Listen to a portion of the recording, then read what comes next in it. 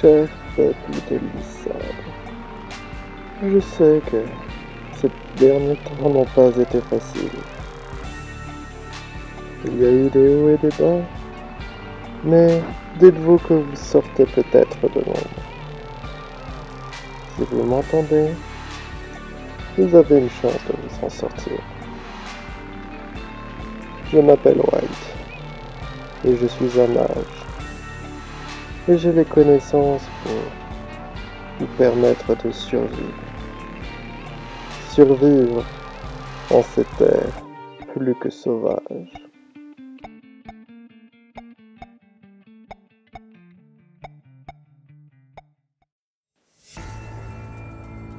Les fonds marins.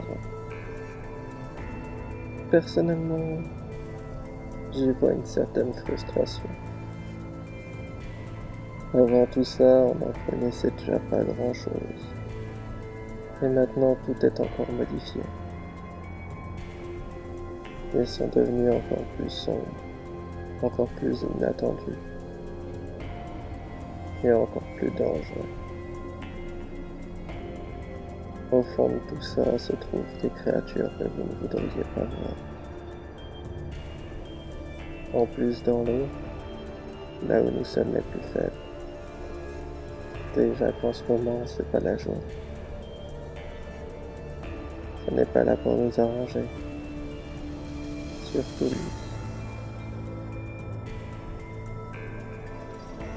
Le Tyrodactylus. Cette créature est un monstre dans les profondeurs.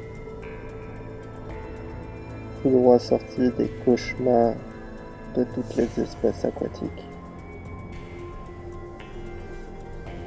Cette créature a un détail très variable. On en a déjà vu des qui faisaient seulement quelques centimètres. Puis ensuite, voir d'autres spécimens atteindre pratiquement les 2 mètres de long. Leur façon de faire est très particulière. Ils vont tout d'abord s'adapter à leur taille, choisissant une cible qui ne peut pas les repérer. Ensuite, ils vont s'accrocher à leur chair et utiliser leurs griffes pour rentrer délicatement sous la peau. Une fois à l'intérieur, ils vont pouvoir commencer à mettre à sac leurs victimes. Tout d'abord, à l'aide de leurs griffes et de leurs crocs, ils vont retirer des lambeaux de chair, manger tout ce qu'ils peuvent trouver comme chair, et même ce qui arrive dans l'estomac. D'un autre côté, leur queue, ainsi que les tentacules qui se trouvent dans leur dos, vont quant à elles aspirer tout le sang de la victime. Ce sang va ensuite être assimilé pour pouvoir permettre à notre Tyrodactylus de grandir. Ainsi, n'ayant vu que des espèces ayant une taille de 2 mètres au grand maximum, je suspecte que certains soient encore plus grands. Car en effet, le Tyrodactylus peut prendre la taille voulue.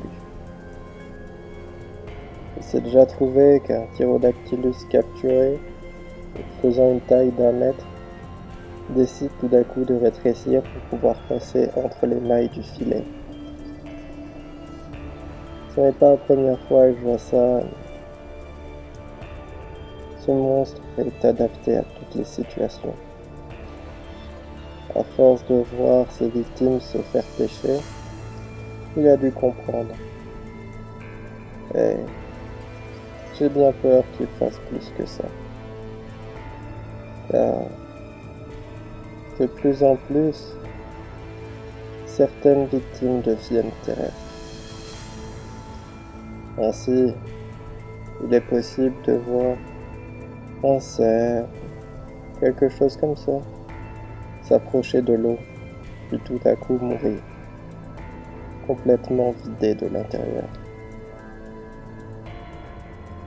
Pourtant, malgré l'absence de branchies, cette créature ne semble pas capable de vivre à l'air libre. Alors, une fois que la victime terrestre est morte, il finit bien souvent par la rejoindre. Sauf si une nouvelle victime vient s'approcher du corps du premier. Alors, si une fois vous avez envie de vous approcher de l'eau pour vous abreuver, ou que vous voyez un drôle de cadavre au sol, laissez ça et gardez les yeux bien ouverts, car un parasite n'est pas loin.